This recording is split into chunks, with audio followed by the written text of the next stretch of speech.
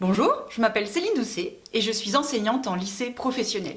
Je me suis spécialisée dans le bien-être et j'ai adapté ma pédagogie afin d'intégrer le bien-être dans mes cours et dans mes démarches pédagogiques. Pour valoriser le travail de mes élèves, je dispose de nombreux moyens pédagogiques, notamment un grand panneau d'affichage qui tient de mur à mur où régulièrement je vais pouvoir afficher leur production.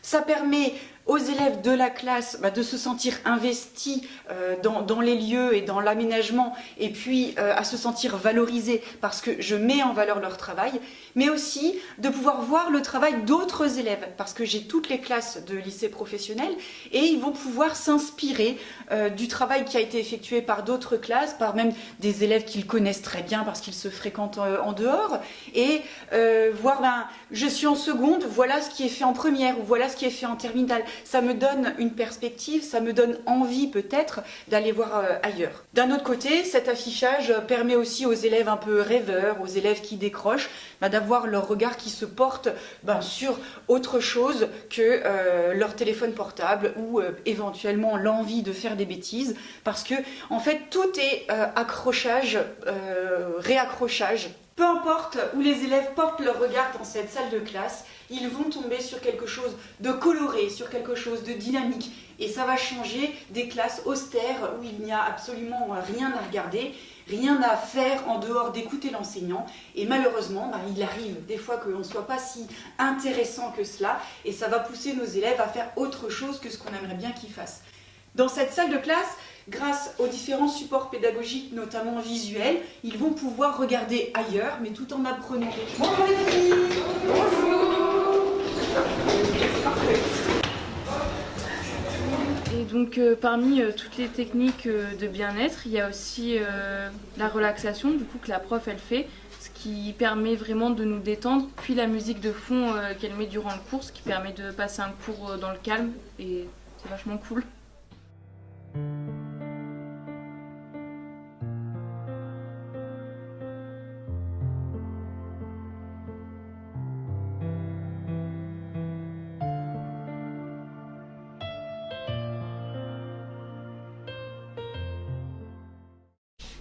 Nous, ce qu'on aime dans la salle bien-être, c'est le ballon de gym parce que ça change des chaises et ça fait pas mal au dos ni aux fesses. On a aussi le coussin d'équilibre pour être mieux sur la chaise et c'est plus confortable.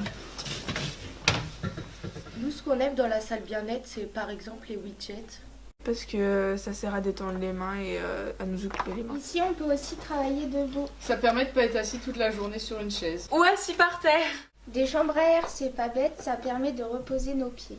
Un deuxième tableau pour nous faire les exercices autre part que sur une feuille. Un grand tableau d'affichage avec plusieurs schémas pour réviser.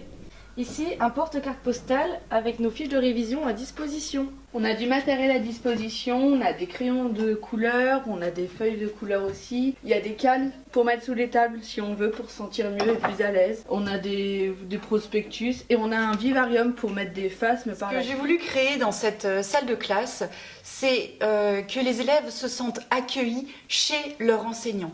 Et non l'inverse, où un enseignant arriverait dans la salle de classe des élèves. En fait, le fait de se sentir accueillis, c'est comme s'ils étaient invités. Et quand on est invité, on le sait que notre attitude n'est pas la même parce qu'on n'est pas chez soi, parce qu'on ne peut pas faire n'importe quoi. Et maintenant, cette salle de classe, vu qu'ils se sentent arrivés chez moi, c'est une ambiance où ils vont respecter mon travail, les aménagements.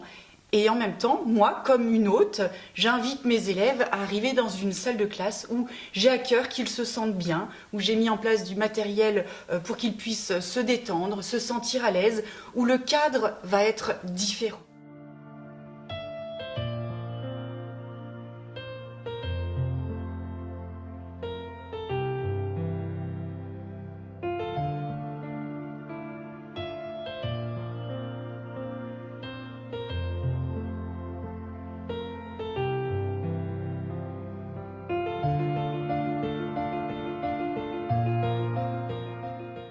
Je n'ai pas tellement changé ma façon d'enseigner, de préparer mes cours ou de transmettre mes cours par rapport à avant d'avoir cette salle de classe.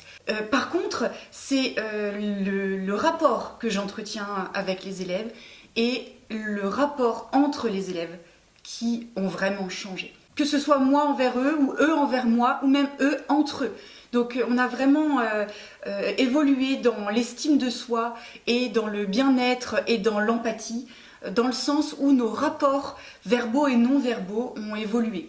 On travaille, on suit le programme normal de mes cours, on se sent à l'écoute, mais nos rapports sociaux ont évolué et ont changé. Je dirais que mes élèves, le retour qu'ils m'en font, c'est de dire « Ici, madame, on se sent bien parce que on peut tout dire, on peut être nous-mêmes, on se sent à l'écoute, on se sent respecté. » Et moi, dans mon travail, ça a changé. Avec les mêmes mots, j'utiliserai les mêmes mots que mes élèves. Je me sens respectée, je me sens écoutée, je me sens être moi-même. Les différentes techniques de relaxation, je dirais que c'est du bon sens. Pourquoi est-ce que je les ai amenées ici? Parce que quand on a des élèves qui sont très énervés, qui sont en colère, parce qu'ils ont eu un problème dans l'heure de cours précédente, ou avec des copains, ou avec leur famille, de toute façon, on va perdre du temps pour faire régner un climat serein de classe. De toute façon, on va se fâcher, ou bien on va monter le ton, ou bien on va devoir s'interrompre dans notre cours pour gérer le conflit qui est présent. Donc finalement, perdre du temps. Eh bien, je me suis posé la question de « et si je perdais du temps, effectivement, en début d'heure, pour capter la température de ma classe, pour comprendre dans quel état d'esprit sont arrivés mes élèves, et que je leur propose un exercice, non pas qui fasse effacer leurs problèmes, mais qui les mette entre parenthèses le temps de mon heure de cours. » Et finalement, les exercices de respiration, de visualisation, de relaxation qui me font perdre du temps, on va dire sur les 3, 4, 5 minutes de début d'heure, eh bien je les gagne pour tout le restant de mon heure de cours. Il n'y a plus de conflit entre mes élèves, il n'y a plus de conflit entre un élève et moi, il n'y a plus d'interruption du cours parce que tout a été dit et tout a été vidé pendant ces exercices de relaxation de début de séance. Alors il n'y a pas d'exercice... on va dire spécifiquement à la détente ou à la relaxation à chaque début d'heure de cours, parce qu'on sait aussi que c'est la routine qui va faire que ça va moins fonctionner.